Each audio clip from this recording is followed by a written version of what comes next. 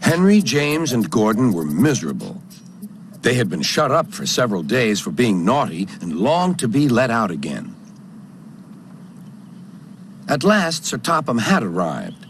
"I hope you are sorry," he said, "and that you understand that every job on the railway is important. We have a new tank engine called Percy, who helps pull coaches, and Thomas and Edward have worked the main line nicely. But I will let you out now if you promise to work hard." "Yes, sir," said the three engines, "we will." "That's good. But please remember that this no shunting nonsense must stop." Sir Topham Hatt then told Percy, Edward, and Thomas that they could go and play on the branch line for a few days. And they ran off happily to find Annie and Clarabelle at the junction.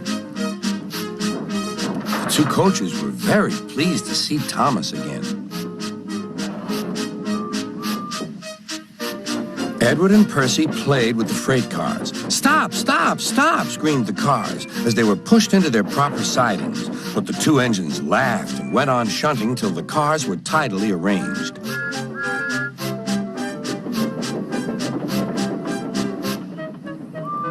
Next, Edward took some empty cars to the quarry. Percy was left alone.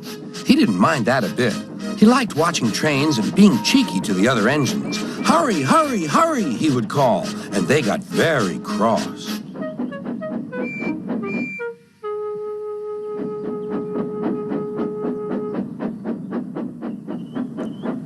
After a great deal of shunting, Percy was waiting for the signalman to set the switch so he could get back to the yard.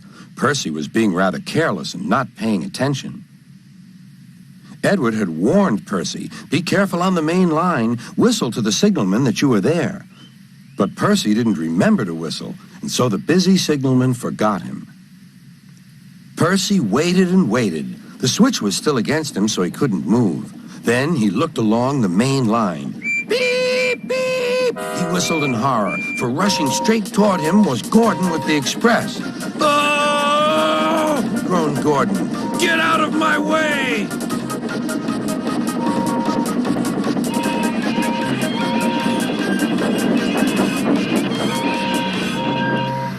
Percy opened his eyes. Gordon had stopped with Percy's buffers just a few inches from his own. But Percy had begun to move. "I won't stay here. I'll run away," he puffed.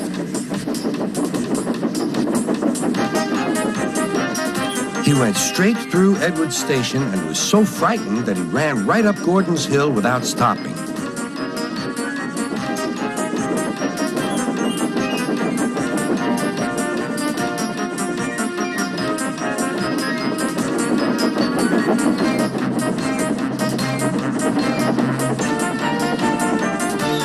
After that, he was tired, but he couldn't stop. He had no driver to shut off steam and apply the brakes. "I want to stop! I want to stop!" he puffed. The man in the signal box saw Percy was in trouble, so he kindly set the switch. Percy puffed wearily onto a nice empty siding, ending in a big bank of earth. He was too tired now to care where he went. "I want to stop! I want to stop!" "I have stopped," he puffed thankfully. "Never mind, Percy," said the workmen as they dug him out. "You shall have a drink and some coal, and then you'll feel better." Presently, Gordon arrived. "Well done, Percy. You started so quickly that you stopped a nasty accident." "I'm sorry I was cheeky," said Percy. "You were clever to stop," replied Gordon. Then Gordon helped pull Percy out from the bank.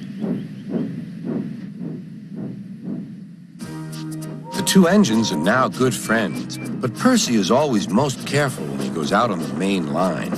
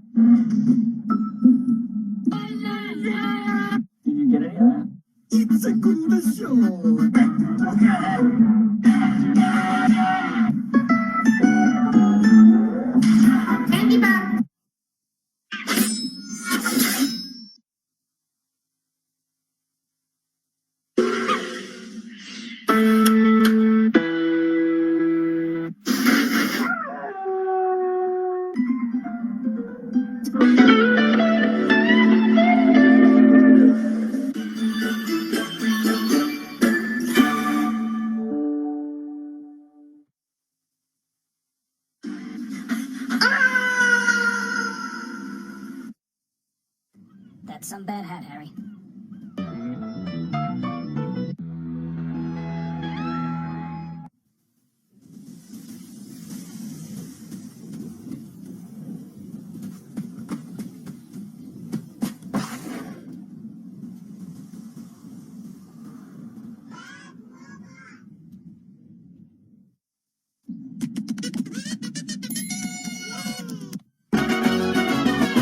Yokozuna!